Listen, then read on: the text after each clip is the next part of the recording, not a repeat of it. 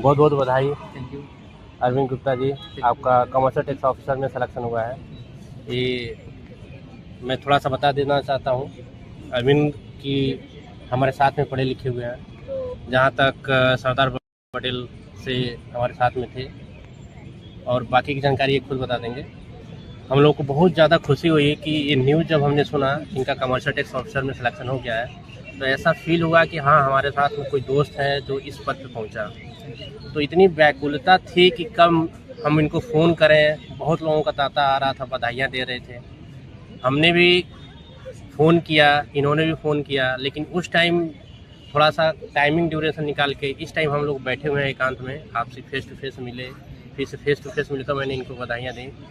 लेकिन ये बहुत अच्छा लगा, हमारे हमारे हमारे गांव के, हमारे समाज के इस पद पे पहुंचे हैं।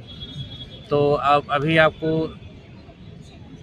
जॉब मिलते ही आपको कैसा फील हो रहा है कि आपने इतना सारे स्ट्रगल किया, और अचानक में, जैसे कि ऐसा कभी होता नहीं है कि लड़का जो है 12th के बाद हाई स्कूल आपने 2011 में पास किया, 11 से लेकर के आज 2026 हो गई। इतने साल का, इतने टाइम का ड्यूरेशन, बहुत सारी कम बैक रोल बैक कहानी हुई होगी कि हाँ अब छोड़ दें और आगे करें। इन सारी परेशानियों से उभरते हुए अब इस मुकाम पे पहुँचे हैं, तो इस पर आपको क्या कहना चाहेंगे?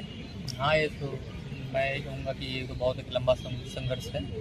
मतलब कि एक जैसे कि ग्रेजुएशन, जैसे जब मैंने पास किया, ग्रेजुएशन मेरा बीकॉम से था। मैंने ग्रेजुएशन अपना कंप्लीट किया 2016 में। उसके पश्चात से मतलब ये है कि डिसाइड नहीं था मुझे क्या करना है। फिर से मैं उसके बाद ग्रेजुएशन पूरा करने के बाद वहाँ पे चला गया था इलाहाबाद, जाके वहाँ पे तैयारी कर रहा था। और फिर से वहाँ पे हमारे सीनियर जो लोग थे, जैसे कि तो वो भी लोग सिविल सर्विसेज की तैयारी कर रहे थे। तो वहाँ से उन लोगों के शागिर्द में ऐसा कर सकते हैं कि मेरा झुकाव मतलब कि सिविल सेवा की तरफ हो गया। फिर से मुझे लगा कि मतलब कि और अच्छी तैयारी जैसे कि दिल्ली में होती है। फिर से मैं दिल्ली आया और दिल्ली लंबा समय लगा है और तैयारी कर रहे हैं। लेकिन ये है कि जाहिर सी बात है, बहुत लंबा एक समय रहा है तैयारी करते हुए। लेकिन अब जब ये रिजल्ट आया तो उसमें मेरा मेंस चल रहा था, मैं लखनऊ में था। लेकिन ये है कि लगता है कि हाँ, इतना लंबा संघर्ष जो है कि आज जाके सफल हुआ, तो मतलब बहुत अच्छा फील हुआ, ये कह सकते हैं। मतलब साथ साथ में अब आपका सपना एक IAS बनने हाँ, का भी है। हाँ, ये है कि बिल्कुल। हाँ, अभी ये है कि अब एक जॉब लग आ गई है, तो अब आगे का मेरा ये है कि जैसे कि अभी जो अटेम्प्ट मेरे बच्चे हैं यूपीएससी के, तो अभी मैं यूपीएससी दूँ और फिर से मतलब कि उसको बढ़िया से दूंगा। और अब एक जॉब लग गई है, तो एक तरह से बहुत एक अलग एनर्जी के साथ सोच रहा हूँ कि एक बार यूपीएससी को दिया जाए और फिर से उसको करेक्ट किया जाए। ठीक है। तो इस बीच में जैसे कि इतने लंबे समय तक आपका संघर्ष रहा, तो कई बार फैमिली में आपको करियर को लेकर के कई लोग हमारी तरफ की ऐसी थिंकिंग होती है कि बच्चे को हमने पढ़ने भेज दिया, 1 साल का टाइम अगर उसने मांगा है तो 1 साल बाद उसे जॉब मिल ही जाए। अगर ऐसा नहीं होता है तो बहुत सारी अफवाहें निकल जाती हैं, उठती हैं। माँ बाप की तरफ से फ़ोन आता है, बाबू अभी कुछ हुआ नहीं हुआ। तो इस इतने सारे टाइम ड्यूरेशन आपने अपनी फैमिली से लिया, और कई बार आपके फैमिली में आपसे और अपने पापा मम्मी से कॉन्फ्लिक्ट भी हुआ होगा। तो उनके लिए अभी क्या कहना चाहेंगे कि मतलब कि इतने क्या उनके लिए अभी कहना चाहेंगे कि आप कैसे टैकल करके हम उनके लिए कुछ कहना चाहें, अपने मम्मी पापा और फैमिली के लिए? ये है कि मैं मतलब ये मैं कहूँगा कि मैं एक तरह से कह सकते हैं कि मतलब मेरी फैमिली, मैं मानूंगा कि मैं धन्य हूँ, एक तरह से कह सकता हूँ कि मेरी फैमिली में ऐसे लोग थे कि बहुत सारे प्रॉब्लम्स आए, लेकिन उन्होंने मतलब ये नहीं, उन्होंने मतलब मेरे घर तो ये कह सकते हैं फाइनेंशियल प्रॉब्लम बहुत सारी आई, लेकिन उन्होंने कभी मुझसे नहीं टोका कि आप अपना पढ़ाई रोक दें। कहें कि जब तक तुम्हारी इच्छा है, मतलब कैसे भी हो हम पढ़ाएंगे, बस यह कि अपना तुम मन लगा के पढ़ाई करो। तो ये ऐसी चीज़ें जब अगर फैमिली की तरफ से आती हैं तो आपको एक तरह से अलग मोटिवेशन मिलता है कि भाई की सबसे बड़ा मतलब हमारे लिए बैकअप जो है फैमिली वाले ही होते हैं। अगर वो इतना बड़ा बैकअप करते हैं तो आपको लगता है कि हाँ, हम कुछ भी कर सकते हैं। तो मेरे मतलब मैं ये कहूँगा फॉर्चुनेट है कि फैमिली वालों ने बहुत सपोर्ट दिया, और इसी की वजह से सबसे ज़्यादा योगदान उन्हीं का है। फिर से मेरे भाई का योगदान है, क्योंकि अब मेरा भाई छोटा है, मुझसे काफ़ी 5 साल छोटा है, लेकिन ऐसे लगा कि उसने बड़ा भाई का भूमिका निभाया है, कह सकते हैं। क्योंकि वो भी, उसने भी फाइनेंशियल हेल्प किया है, रहता था कभी कुछ होता था तो सबसे बड़ा मेरा फाइनेंसर तो वही था, मैं उसी से कहता था, तो मैनेज करके मतलब पैसे भेज देता था। ये कह सकते हैं कि मतलब छोटा भाई मतलब बड़े भाई की भूमिका निभाया। मतलब मेरी लाइफ में, तो उसका भी बहुत बड़ा रोल रहा है। और दोस्तों का ही है, दोस्तों को मैं हमारे कुछ दोस्त हैं जैसे कि आप हैं, चाहे शिवेंद्र है, चाहे फिर से विशाल वर्मा है, इन लोगों का भी बहुत बड़ा योगदान रहा है, क्योंकि विशाल ये कह सकते हैं कि एक मोटिवेशन फ्रेंड भी था, हमेशा मोटिवेट करता रहता। फिर कभी फाइनेंशियल हेल्प हुई तो उससे मैं अक्सर ले लेता था, उसने बहुत फाइनेंशियली हेल्प किया विशाल मुझे, तो उसको भी थैंक यू कहना चाहूँगा। शिवेंद्र है, शिवेंद्र ने भी बहुत हेल्प किया है, मतलब हम लोग सब बातें करते रहते थे जो भी।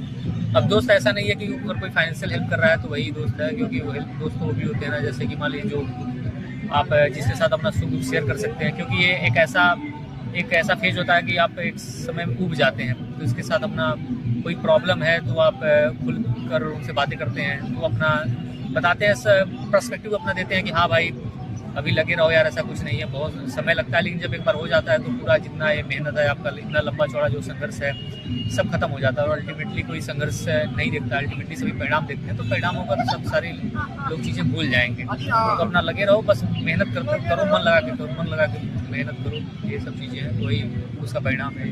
जैसे चलिए, आपकी बातों से सुनकर मुझे बहुत अच्छा लगा।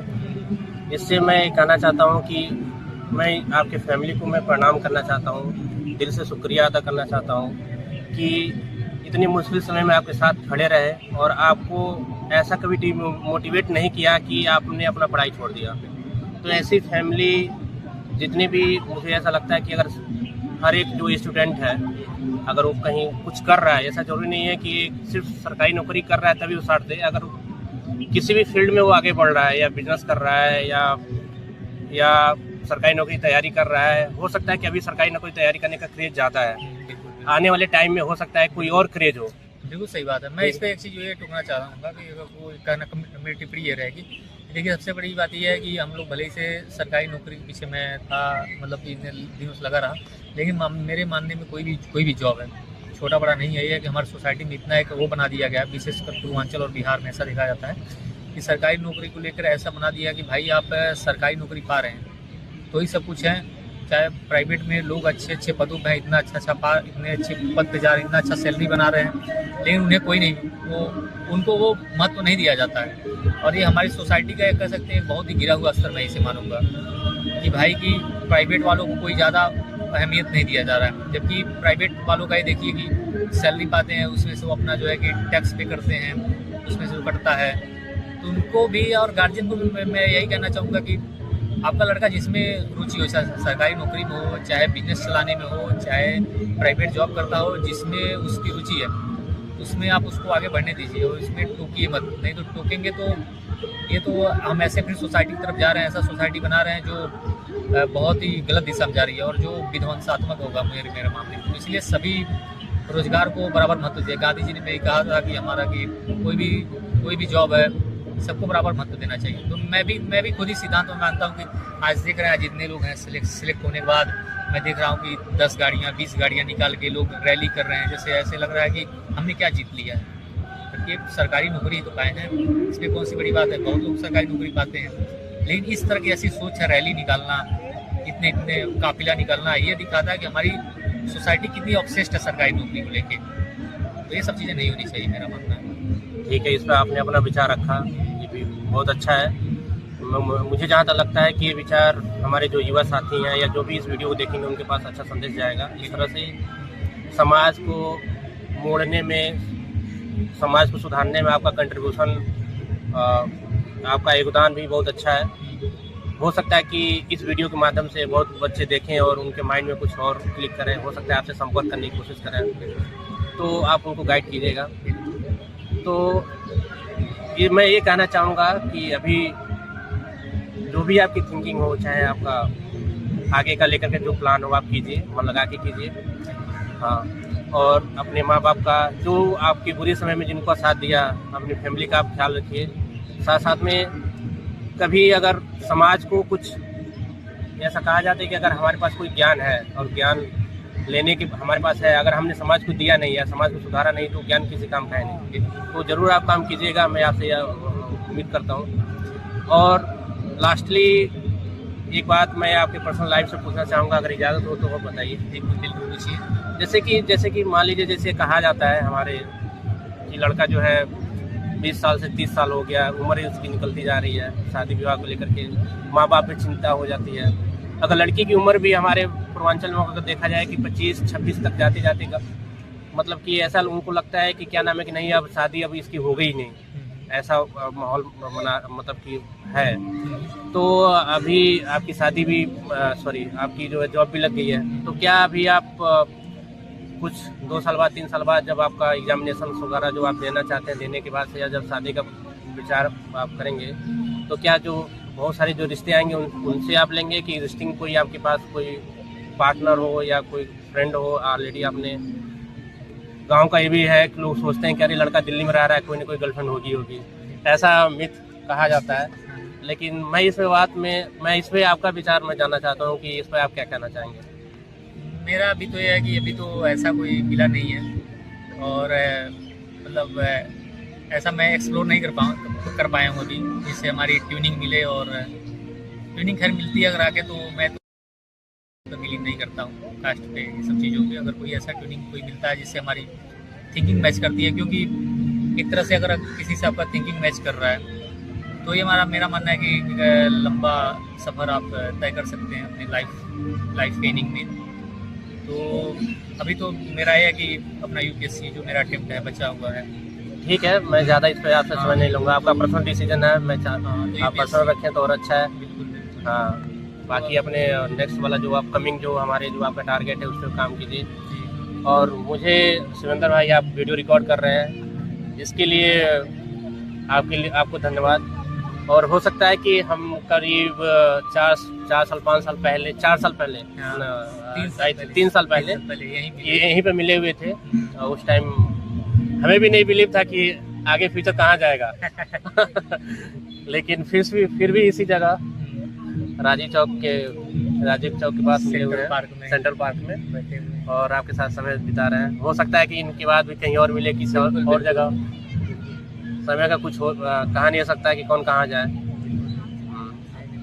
तो लास्टली आप मतलब कि जैसे आपकी मुझे बात बहुत अच्छी लगी कि जी सरकारी नौकरी हो या प्राइवेट नौकरी हो, गवर्नमेंट जॉब हो, किस पे मतलब बंदे को अगर कभी कभी कुछ ऐसा होता है कि बंदे को सोचते हैं कुछ और ये मैं बनूं, और लास्ट में कुछ और मिल जाता है, उनसे कम मिलता है, या कभी कभी जितना वो सोचते हैं उससे कहीं ज़्यादा भी मिल जाता है। तो इस पे आप कुछ टिप्पणी कहेंगे कि जो एकदम बिल्कुल रट लगा के बैठे कि नहीं मुझे यही चाहिए, मुझे यही जॉब चाहिए, या मुझे यही बनना है, और टाइम भी निकलता जा रहा है, उनका एज भी निकलती जा रही है, और मतलब कि कभी कभी वो डिप्रेशन में भी चले जा रहे हैं। तो इस तरह का मेरे साथ मतलब कई लोगों को मैंने देखा हुआ है, मतलब कि मेरे साथ में या मेरे पड़ोस में मैंने ऐसे बच्चों को देखा हुआ है कि मतलब कि उनको एक रीड बना रखा है कि मुझे यही करना है तो करना है, और वो हो भी नहीं रहा हो इतना भी प्रयास में। उनके लिए आप कुछ एक लाइन बोल दीजिए, बस हमारे ये लास्ट रहेगा। मैं ये कहूँगा कि देखिए, अगर आप 1.5 साल संकल्पित होकर अगर आप ये करना चाहते हैं, गवर्नमेंट जॉब ही पाना चाहते हैं, चाहे कोई भी चीज़ हो जिसका आपने सोचा है, जैसे कोई क्रिकेटर ही बनना चाहता है या कोई भी फील्ड क्षेत्र में जाना चाहता है, तो लेकिन अगर आपका एज निकल रहा है तो इसमें सबसे बड़ा हर्डल ये बनता है कि फाइनेंशियल इशू। तो आप ऐसा कोई साइड में काम कर सकते हैं जिसकी आपको मतलब कि आपका मतलब एक फाइनेंशियल कंडीशन जो है वो आपकी अच्छी हो जाए पार्ट टाइम की। जैसे मैंने देखा है कई मेरे दोस्त हैं वो कोचिंग में क्या करते हैं कि भाई उनको तैयारी करनी है तो अपना आप साथ में तैयारी भी करते हैं और कंटेंट डेवलपर का काम करते हैं, जैसे कॉपी चेक करना, MCQs बनाना। तो ऐसे है, चाहे आप किसी अन्य क्षेत्र में फील्ड स्पोर्ट्स क्षेत्र में है तो उसमें आप पार्ट में कोचिंग दे सकते हैं, उससे आप पैसा अर्न कर सकते हैं। तो है कि अपना एक समय के बाद ऐसे काम करिए कोई कि मतलब घर पर निर्भर ना रहना पड़े, फिर से घर वाले भी आपको नहीं टोकेंगे, और अपना दृढ़ संकल्पित होकर मेरा मानना है अगर कोई लगा हुआ है, जैसे मैं ही इतने दिन से लगा हुआ था, तो मुझे तो अल्टीमेटली जॉब मिली। मेरा भी यही था कि अगर मेरा इस बार नहीं होता है तो मेरा यही था, मैं कोचिंग में मुझे क्योंकि मैंने 4-5 मेंस लिखे हैं तो मुझे कोचिंग में आसानी से मुझे कॉपी जांच करने के लिए मिल जाता, तो मैं साइड में अपना जो है कि साइड में अपना जॉब भी कर लेता, पैसे भी अर्न कर लेता और साइड में मैं तैयारी करता रहता। तो ये है, तो भी अपना ऐसा ही कर सकते हैं कि तो अपना मतलब घर पे बोझ भी नहीं बनेंगे और पैसा भी व्यवस्था हो जाएगा, तो इससे आप वो अपना जो लक्ष्य है उसको प्राप्त कर सकते हैं और फिर से उनको गिल्ट भी नहीं होगा और कोई भी प्रॉब्लम नहीं होगा। धन्यवाद, आपने अपना ये विचार रखा है हमारे सामने, इसके लिए बहुत बहुत धन्यवाद। Thank you. फ्रेंड सर्कल के बारे में कुछ टिप्पणी करना चाहेंगे? ये कहूँगा कि हमारा मोटिवेशन फ्रॉम द फ्रेंड, हमारा फ्रेंड सर्किल बहुत बढ़िया रहा है ये, और मैं धन्य हूँ कि ऐसे हमारे फ्रेंड्स रहे हैं। जैसे हमारे जो बचपन के फ्रेंड हैं, कुछ विनय जायसवाल है, पवन है, सतीश है, या फिर से शिविंदर है, राहुल है, या फिर से नीलेश बाबा हैं हमारे, फिर से जो है कि जैसे आप हैं, आप हमसे क्लास 9 में मिले तो आप हैं, आप लोग हैं। फिर से विशाल है, विशाल से मतलब अक्सर बात होती रहती है, विशाल हमारा बहुत क्लोज जो भी फ्रेंड है। तो ये लोग हैं कि मतलब मैं ये भी कह सकता हूँ कि एक धन्य हूँ कि मुझे ऐसे फ्रेंड सर्किल मुझे मिला है कि जो मतलब कि आप लोगों से बात होती, चाहे किसी भी से बात होती, तो हमेशा यही कहते थे, उन्होंने ये कभी नहीं कहा कि अरे यार कितना दिन तक पढ़ पाओ, और उन्होंने कहते भाई कि लगे रहो, मन लगा के लगे रहो, बस ईमानदारी से मेहनत करते रहो, आज नहीं तो कल मतलब कि सफल हो ही जाओगे। तो यही है कि अगर ऐसा फ्रेंड सर्किल मिलता है तो एक अलग लेवल का मोटिवेशन मिलता है। तो ये कह सकते हैं मुझे मतलब कि कभी फील ही नहीं हुआ कि कोई मुझे डिमोरलाइज कर रहा है। तो ऐसा मतलब सही बता रहा हूँ, ऐसा मैं कभी नहीं होता, मेरे फ्रेंड्स वैसे है ही नहीं। ये भी मैं बहुत सौभाग्यशाली मानूंगा, ऐसे मेरे फ्रेंड्स भी हैं। चाहे किसी को मैंने ज़्यादा तो मुझे फाइनेंशियल इशू नहीं हुई, घर से मिल जाता था, चाहे कैसे भी प्रबंध करे हो, लेकिन कभी कभी होती थी कुछ फ्रेंड थे हेल्प कर देते, लेकिन हमारा फ्रेंड सर्किल इतना बड़ा था कि कोई भी हेल्प कर देता, मैं जिससे भी कह देता, लेकिन ऐसी कोई वो नहीं आई, नौबत नहीं आई। लेकिन वही कहूँगा कि सारे फ्रेंड तैयार रहते थे कि भाई कोई तुम्हें इशू हो, कभी भी हो, आप हमसे एक बार कहो और हम पूरा कर देंगे। यही मैं कहना चाहूँगा। ठीक है, धन्यवाद। चलिए, आपको बहुत बहुत बधाई हो, आगे इस लक्ष्य पहुँचे हैं। Thank you. Okay, bye.